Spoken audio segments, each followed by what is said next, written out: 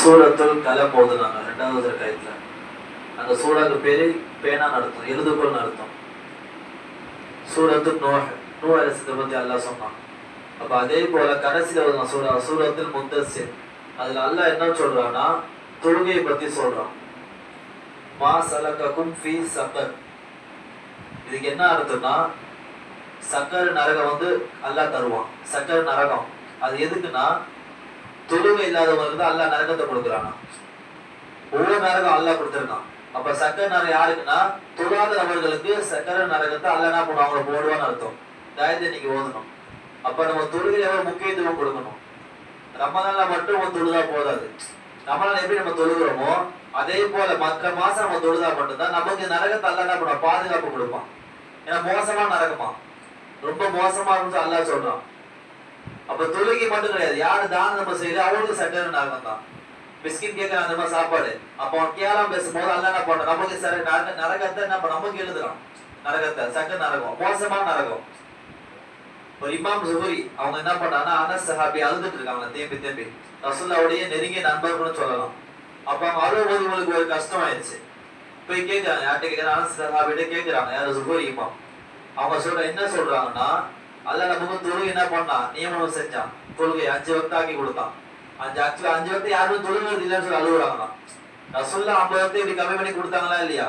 அல்லாஹ் நமக்கு எந்த கஷ்டமும் நம்ம தொழுதா அப்படின்னு என்ன பண்ணுவோம், அல்லாஹ் சுலபத்தை கொடுத்துருவான். அப்ப இவ்வளவு பெரிய தொழுகை என்ன பண்றாங்க, அவங்க என்ன பண்றாங்க தொழுகை மனசபை அழுதாங்களாம். அப்ப அவங்க யாரு குடும்பத்திலே அழுகல, அவங்க பிள்ளைக்காக அழுகல, அவங்களுக்காக அழுகல, எல்லாம் எதுக்கு அழுதாங்கன்னா தொழுகைக்காக அழுதாங்களாம். யார் மற்றவங்க தொழுக மாட்டாங்கன்றது. அப்ப தொழுகைக்கு எந்த அளவு நம்ம முக்கியத்துவம் கொடுக்கணும். சில பேர்லாம் தொழுகை ஓர்மே இல்லை, நம்ம கிட்டலாம் ஓர்மை இருந்தா கூட அல்லா தொழுகை ஏத்துப்பானே. இப்ப சில பேர் தொழுகுவோம், அங்க யாரும் அங்க திரும்பி பார்ப்போம். அந்த சில பேர் இருக்குது. இப்ப இமாம் ஒரு 10 நிமிஷம் தொழுக முடிச்சு அடுத்த நாள் நம்ம அதிகமா லேட் ஆகுனா அதை டைம் பார்ப்பான் தொழுகும் பொழுது. அப்ப தொழுகைன்றது ரொம்ப மோசமாயிருச்சு. ரசூலுல்லாஹ் நமக்கு அன்பளிப்பா கொடுத்தா 50 வக்த் 5 வக்தா கொடுத்தாங்களா இல்லையா? எத்தனை மேல இறங்கி போனாங்க. அப்ப அது வக்த 5 வக்த நம்ம கரெக்டா கடைபிடிச்சிருந்தோம். அல்லாஹ் குர்ஆன்ல சொல்லுவான், வியாபாரத்தை நான் தொழில் விடக்கூடாது. வியாபாரம் தான் என்ன பண்ணா ஜும்மானால வியாபாரம் இருக்கு, சூரா ஓதுவோம் ஜும்மா சூரா, அதெல்லாம் கடைசியில் என்ன சொல்றான்னா வியாபாரத்தை க்ளோஸ் பண்ணிட்டு தொழுதுன்றான்ல. தொழுதுட்டு இங்க போற திருப்பி வியாபாரத்தை போயிடுன்றான். 2 பேர் சொல்றான். நீ வியாபாரம் பண்ண சொல்றான், தொழுவும் சொல்றான். சில பேர் இருப்பாங்க அப்பதான் கஸ்டமர் வருவான், அதை பார்த்தா லாபம் கிடைக்கும். ஆனா அதை பார்த்து நம்ம தொழுகை விட்டுருவோம். அல்லாஹ் அதை தடுக்கிறான். நீ அவன் லாபத்தை விட்டு நீங்க வர தெரியுமா, அவனுக்கு பெரிய லாபத்தை விட்டு அல்லாஹ் சொல்றான்.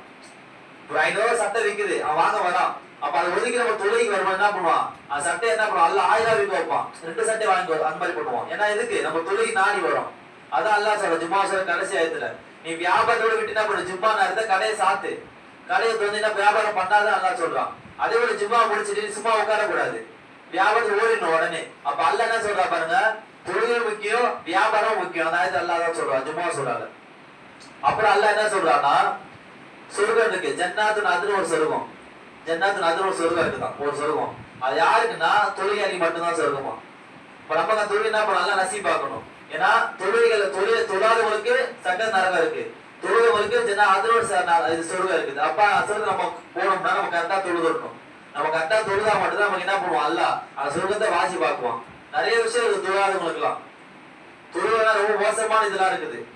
அப்ப நம்ம கரெக்டா தொழுவும் பொழுது நமக்கு என்ன பண்ணுவோம், அல்ல எந்த ஒரு நோயில நம்ம குணப்படுத்திடுவான். தொழில் துவா என்ன பண்ணுவான், அல்ல உடனே துவா கபலாக்குவான். இப்ப சில தொழில் நம்ம 5 வக்த் மட்டும் தான் தெரியுது. இஸ்லாமும் தொழுவது ஃபஜர் டைம்ல தொழுவாங்க, அது ஒன்று இருக்குது. 10 மணிக்கு லுஹான் ஒரு தொழுவு தொழுவாங்க, மகரிப்ல அப்பாபின் தொழுவு தொழுவாங்க, 6 ரகாயத்து. அல்லா தொழுது நம்ம துவா கேட்டோம்னா அல்ல உடனே கபல் செஞ்சிருவான். லுஹான் எதுக்கு தெரியுமா, சாப்பாடு நம்ம உதவுற ரிஸ்க்கு நம்ம தினமும் கை தெரியுமா, அதுவும் தொழுவுறோம். ஆனா சில பேர் தெரியாது தொழுவையே. அப்ப அது நம்ம கரெக்டா கடைபிடிச்சிருந்தோம். முதல்ல 5 வக்த் நம்ம கரெக்டா கொண்டு வந்தாதான் நமக்கு மற்ற தொழுவை என்ன பண்ணுவோம், அல்லா தொழுது வாக்கி செய்வான்.